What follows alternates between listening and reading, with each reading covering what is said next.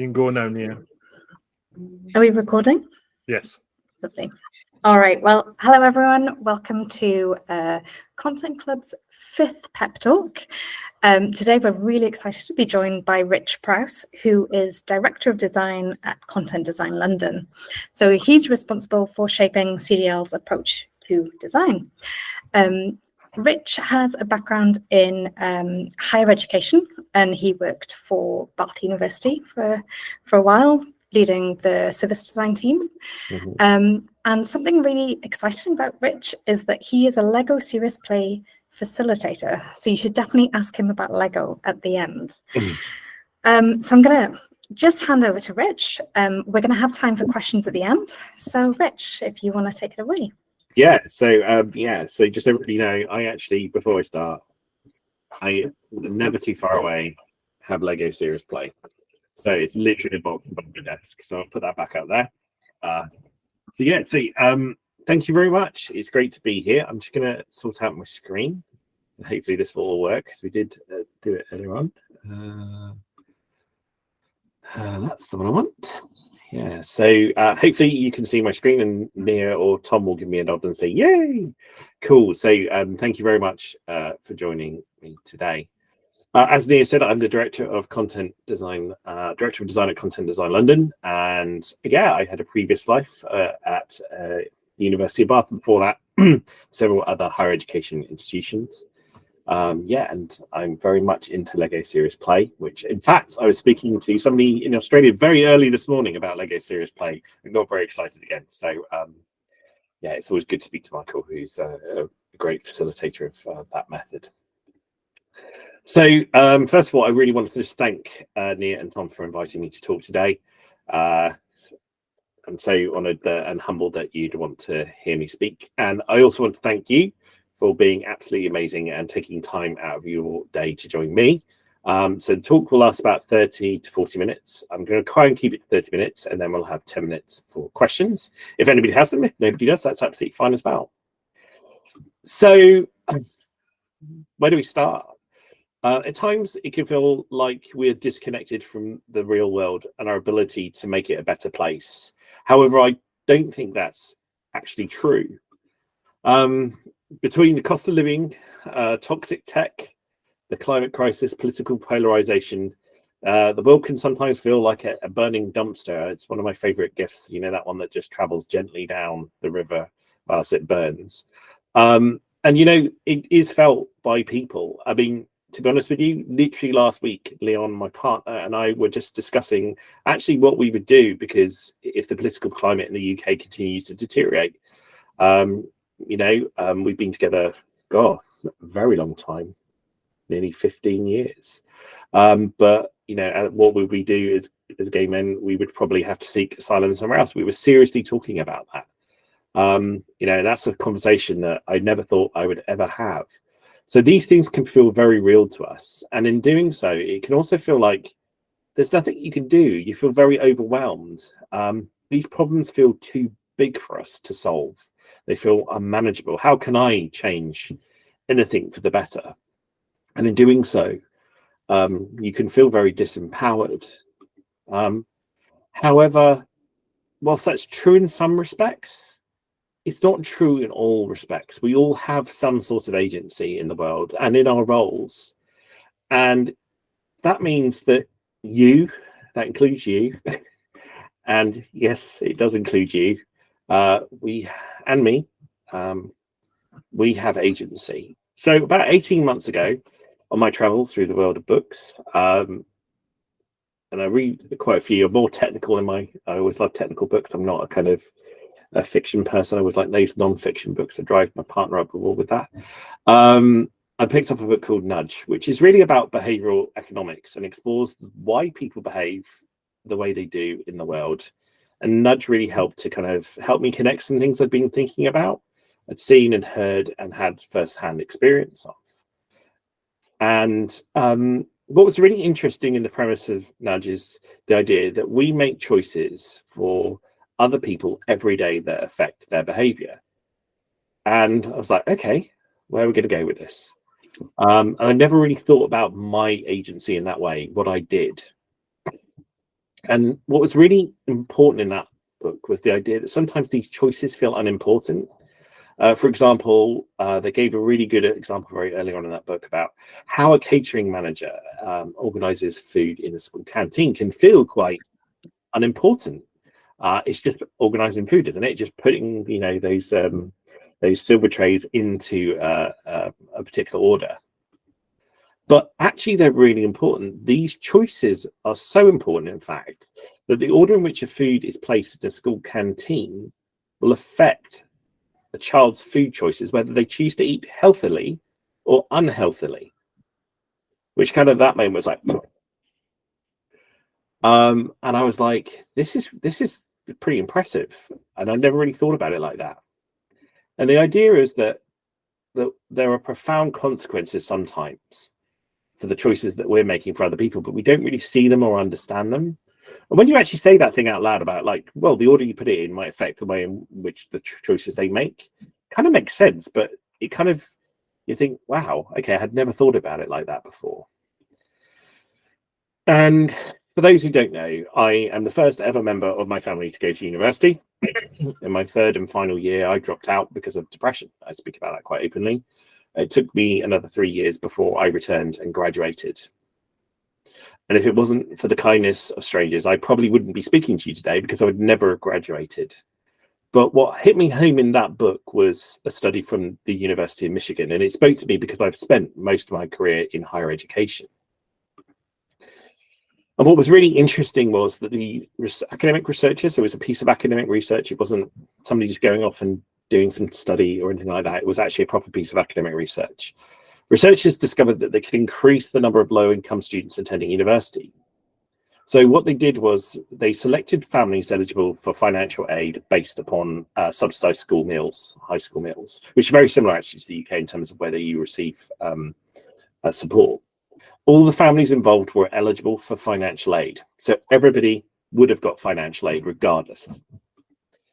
And what they did was they just changed one thing. One group received a marketing pack guaranteeing them financial aid as long as they applied and they were admitted. And the other other group simply received a packet encouraging them to apply to university, the default kind of marketing materials that are sent to all students. And what they found was reducing this uncertainty that students faced around financial aid led to significant increases in applications and enrollments. What was really interesting is that 68% of students who received that guarantee went on to apply, compared to 26% of those who didn't. But what was really interesting was that of that group who applied, 27% went on to enroll, compared to the 12%, only 12% who received the other pack and applied. So we know that university transforms lives. I know that personally, and it's also supported by the data. We know that graduates tend to have higher earnings, better job prospects, and an improved quality of life. Which made me think, kind of began to put, sorry, I have a cat here. She's now joined. So she's telling me it's about 4:45, which is about dinner time. So if I kind of do a swipe to the right, that's just basically me getting a little bit Luna. Which got me to thinking, this was all about kind of like how we think, the role of cognition, and particularly how humans think. So for those who don't know, cognition is the process of how we acquire knowledge, understand it, and apply it to make decisions. However, the problem for humans is that basically the way we think leads to errors in our decision making. And as a result of that, that can lead to basically us making choices that we wouldn't normally make, or in effect, that are not to our benefit. But you're probably asking, kind of, where does UX, where does content design, content strategy fit within all this? But what I kind of realized was that what the authors of Nudge were really describing was the interaction between content and how it ultimately shapes someone else's decision. And that's a really powerful idea, that the content that we design, or the content strategy that we choose to follow, potentially could change the outcome of somebody's life, which is kind of like my moment with that again. So for me, whether you're a content strategist, a content designer, or you're a strategic content designer, it doesn't really matter, because in that moment, I realized that I had agency to affect choices of other people, and that I had made choices for other people, and that could have potentially affected their life outcomes. And this for me wasn't a hyper-scaled social network. This was just an ordinary university website that I had been working on, that other people potentially would be working on. And I'd been working on marketing materials in my career.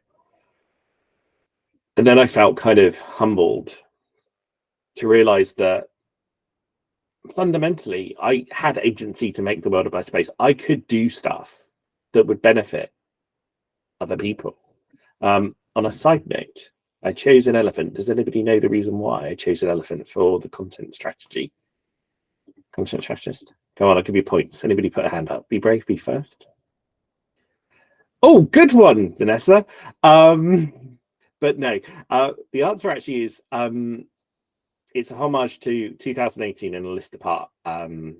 Basically, Christina Howson's seminal article featured an elephant, and the idea that basically as a content strategist, our discipline is so diverse that if we were coming to describe it between us, we would all describe a different part of the animal. We wouldn't even realize we were describing the same thing. And this speaks very much to kind of the breadth and depth of what we do. And even when I'm talking about this, and it's a really lovely way of thinking about what we do. So I think the problem for us as designers is we sometimes focus too heavily on the output of our work, and we forget a little bit about the outcome. And this means we miss the big picture, and that we focus on the things that we can see at the expense of the things that we can't. And we spend too much time thinking about the design instead of the effects of the design on a user's behavior. This, I want to be really clear, this doesn't mean that language, visual layout, the interface elements, or how someone interacts with a website or any kind of content is not important. It really is. But I think what happens is we forget to identify what is important. And in doing so, then we don't focus on the things that are going to be really count for the users. And creating that kind of that space by reading the Nudge and other books I've read, it created that space to allow me to begin to think like, actually, what is important here? What are we really testing? What do we need to understand in what we are doing?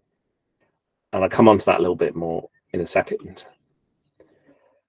So this means you and me, all of us, have agency.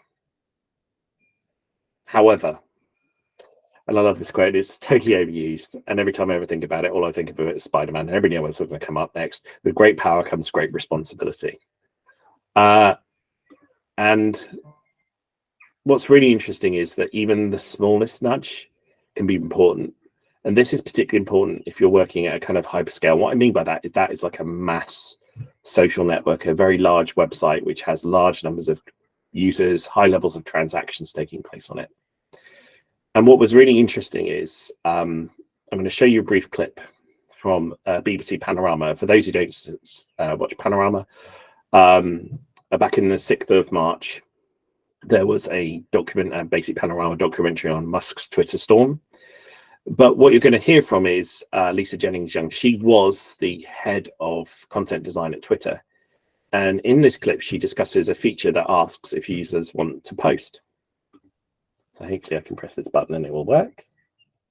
One feature Lisa Jennings-Young and her team had designed used software to scan tweets and then nudge users, asking if they were sure they wanted to post. We're asking tweeters to review replies with potentially harmful or offensive language, want to take another look before tweeting. Lisa says Twitter's own research suggests the harmful reply nudge feature had a significant effect on users' behavior. So overall, 60% of users deleted or edited their reply when given a chance via the nudge, which is huge, huge, huge. But what was more interesting is that after we nudged people once, they composed 11% fewer harmful replies in the future. And that's, for me, such an interesting idea that interface, those words, and when that content happened, when that effectively dialogue appeared, had a very important effect on somebody's behavior, on people's behavior. Hopefully this One feature Lisa Jennings Young and her team had designed used software. There we go. Sorry, it does that. Even though you press on, it just wants to play. So a hyperscale, if this feature could be adopted by other social media companies, it could be transformative because it will not only help reduce hate, but it would also reduce hateful messages in the future. When I last checked, this feature was working some of the time, but not all of the time. In fact, I actually had it when I was trying to, before I left Twitter, I was trying to post something about a particular academic study to do with HIV and AIDS, which was really interesting. It was basically a health article talking about the power of language, and it actually challenged me whether I'd read the article and whether I was sure I wanted to tweet about it. And actually, it stopped me. I was like, oh god. What's really interesting is, arguably, I think our politicians are kind of trying to focus on the wrong things here. They're trying to legislate against bad content, which, as we kind of all know from our own experiences, we've probably all come across it. We've all watched the news, we've heard reports. That's near on impossible, at least at this stage, because there's a nuance in human language. There's a nuance in the way we speak or we present or we reply to people. But what they can do, and if you listen to some of the dialogue in kind of more informed legislators around the world, you can legislate against toxic or harmful design practices and encourage good design practices. And that's something you can quantify and measure and enact. So fundamentally, all of this comes down to one thing: intentionality, and whether we consider how people interact with our product or app or website at each stage of the design process, and where we focus our effort and time, and whether that's on the output or outcome of what we do. Now, intentionality is, whether you're intentional with those choices or you're unintentional. You're just making choices without thinking about them. But what's really interesting about intentionality is you're still making choices, whether they are intentional or unintentional. And many of the services, products and services and apps we use every day might not be the best ones for people and humanity as a whole. And I'd really encourage you, just after this, to go into Google, even if you want to ask Bard, that's quite fun, to learn a little bit about captology, which is basically shortened as an acronym for Computers as Persuasive Technology. And whilst persuasive design has a huge potential for good, it also has a huge potential for harm. And I was actually just speaking to Nia and Tom before we came on. This is my new book. I love the smell of books. Does anybody put their hand up if they love the smell of books? Go on. Come on. Oh, nobody loves books. Yay! There we go.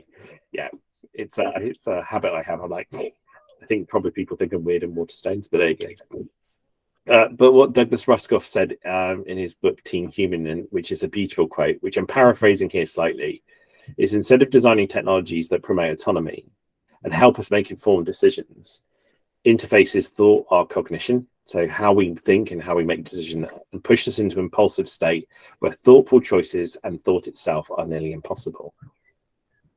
But what's really interesting in that is the way in which we focused, because I actually think there's a slightly larger problem here.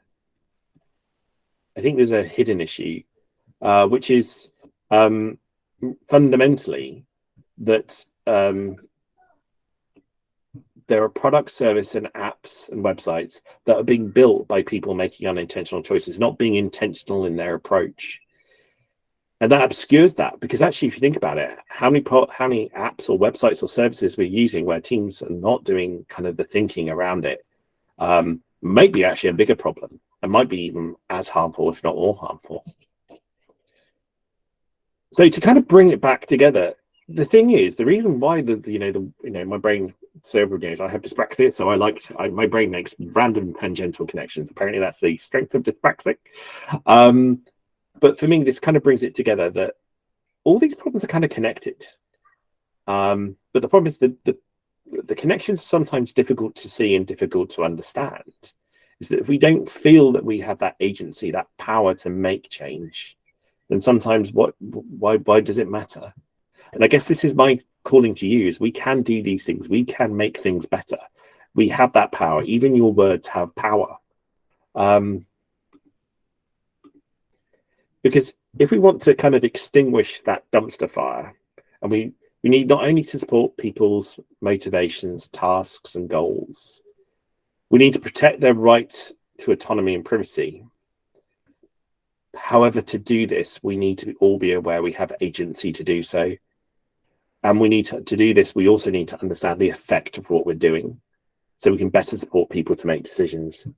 But also, I think really importantly is we can also recognize and prevent when that knowledge is being misused.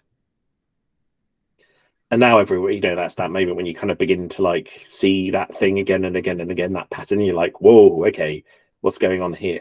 That your awareness is kind of, you're woken up and you can see that awareness of those things that are happening around you in a way that you didn't before. Fundamentally, however, knowledge is emergent. It's changing and evolving all the time. And probably there are some of you, I'm one of them people, I'm a Gen Xer. I hate that term, but I kind of like, you know, kind of goes into that X-Men thing. But many people of you probably knew a time before the internet existed. And for some of you who may have done courses that are kind of in user interface design, whatever, probably these kind of issues weren't even discussed. They weren't even things that were in the curriculum. And I suspect as a wider community, we should be discussing behavioral design more, choice architecture, which is really the basis of what Nudge is about, and design ethics, which are often very much absent from the things that we discuss and do as a community. Doesn't mean it doesn't happen, but it's not something we talk about openly. We don't share as much as we should do, and we're not sharing that knowledge about best practice. And I think it's also really important to remember we're all still learning. I'm still learning what it means to design with intention and how the choices that I'm making might affect the people who use the things that I help to design and develop. But what's beautiful about that awareness, that first step of awareness, is that first step to change. And that if we can kind of accept that we can change things, then we can move to a more intentional place in what we do. And some of you are already doing that. But it also means we can support our people, users, better, and we can limit harm and support better outcomes. So this is where my manifesto comes in. So there are lots of great examples of manifestos out there. And they get different names depending upon the kind of organization, depending upon the people creating them. But fundamentally, they are manifestos. Probably one of the ones you probably know best is the Government Design Principles, GDS's Design Principles. But there are plenty of other manifestos out there. One of my favorite ones, actually, and really interesting when you learn about it, is the Black Space Manifesto. There was a beautiful principle in there about building at the speed of trust, which I hold dear because there's a really interesting principle that we can only move at the pace the organization can. And that is about how do we build that trust to help that organization move forward, or that group of people move forward. The manifesto is really fundamentally, they give you a framework to make decisions within. They help remind you what's important and help you to focus. And it's really important they help you reflect on what you'll leave behind, because your outputs are as important as your outcomes. But you don't need a manifesto. If there's one thing I've learned, you don't need a manifesto when the sun is shining. It's when the things are at the darkest, and when that wind is blowing in your eyes and it's blowing you off course from where you want to be as a designer, and the rain is blinding you and you can't see those things that are really important that are nearby. For me, a manifesto is really like a lighthouse in a stormy sea. It helps guide you away from the rocks and towards a safe place. And it helps to align what you do with your intent. And I think that's really important in the world we live in today. If we want to design things that respect people, protect their autonomy and their privacy, and help them make informed decisions, I think that's really important that we have an anchor point.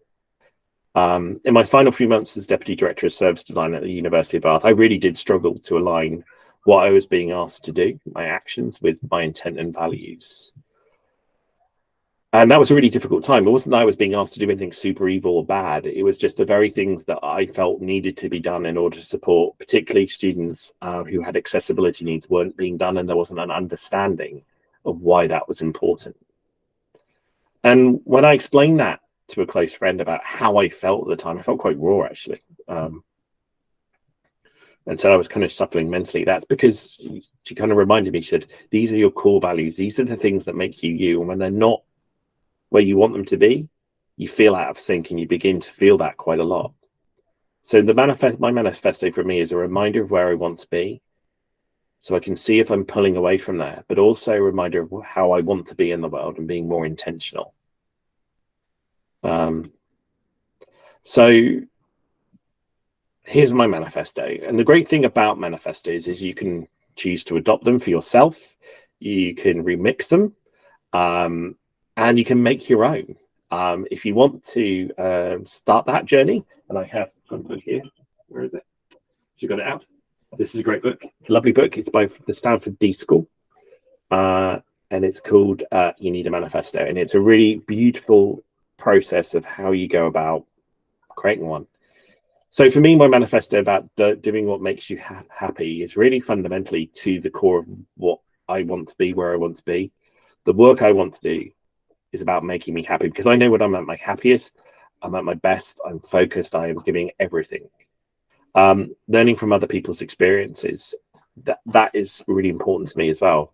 Particularly that sometimes in my previous life, in different jobs, I felt that we haven't listened enough to the people around us, whether that be the users or actually our colleagues. Working to improve other people's lives, that's fundamental. You know, the work I want to do is about improving other people's lives to make that life better, even if it's a simple change. We did some work, and he was part of that work, about supporting US teachers with their professional development.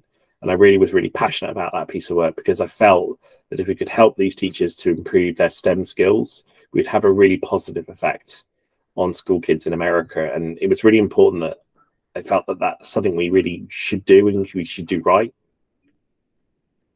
Something that kind of was a direct result of reading all this stuff was take responsibility for what you make and its effects. That in some respects I had been not aware of the potential effects on my own agency, even if it was sometimes could have been good or could have been bad. I just didn't know what it would be.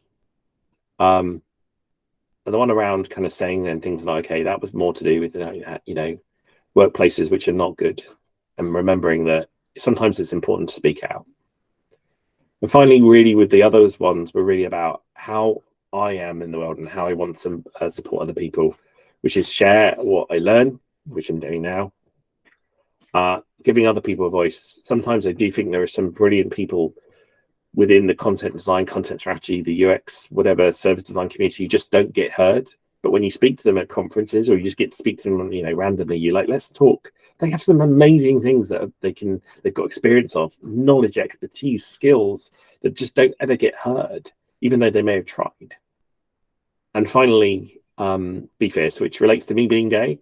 It's like, be a daddy bear, be a mama bear, whatever you want to call it. Be fierce, protect the people that you love. Because they are your advocates. They are the people who will look after you. And that's it. But before I leave today, and I know we have questions and answers, I want to set you a challenge. I want you to identify one thing you can change about your work that will better support the people who use your product, service, app, website, whatever you do. And it should be something you don't need permission for. And we have lots of things that we don't have permission. We don't need to ask permission for, that we can do. And I just want you to do it. And that could be as simple as literally, I'm just going to start using a couple of simpler words that I know really we just should use. Or maybe it's just adding, and they may feel not very significant. But actually, the power of, as you've seen, those small nudges has a cumulative effect over time. Or it could be more complex. It could be becoming more of an advocate for user research. Perhaps using examples I've given today to explain how seeming learning important choices can have profound consequences. And I want to remind you of something. When we have this really weird narrative around change in our heads. Change is rarely sudden and dramatic. It often involves a series of small, indiscernible nudges over time. And that's actually how cultures change. Nia knows sometimes I talk about the idea of an oil tanker, that a university is an oil tanker. You can't turn an oil tanker quickly. You'll break its bow. It will fail structurally. The only way to kind of turn an oil tanker is slowly. But that type of change is going to be the more sustainable change, because it's going to be indiscernible. It's going to be accepted by the culture and going to be adopted by the culture. So even if you're making the smallest of changes, I want you to remember that that agency you have is making a difference and is improving things for people. So I want to thank you. You did get to see Luna. I thought I'd feature her here. So thank you. Obviously, it goes without saying, if you don't follow me, you can follow me on LinkedIn. Just Google Rich Prowse LinkedIn. Or I have created, for those people who are more camera QR code based, a QR code that you can use. So thank you very much. I'm going to stop sharing now. There we go. Thank you very much. I guess, does anybody have any questions? I may not have all the answers.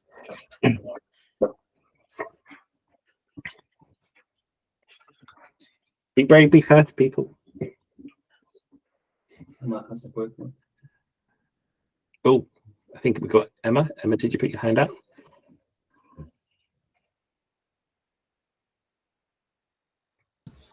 Emma, I think you're on mute. Is it me? Because I might have had my hand up by mistake from No. like Instead of from clapping. ages ago. Sorry about that. Cool. It's fine if you don't have questions as well. Cool. Right. Well, I'll be hanging around for a few minutes afterwards, so if anybody wants to chat. But thank you very much for spending your busy day and taking time out to listen to me. I hope you have a lovely afternoon, and yeah, I know the recording will be available afterwards. So thank you very much. Have a lovely day. Cheers. Thank you very much. Cheers. very much. Bye. Thank you. Switch.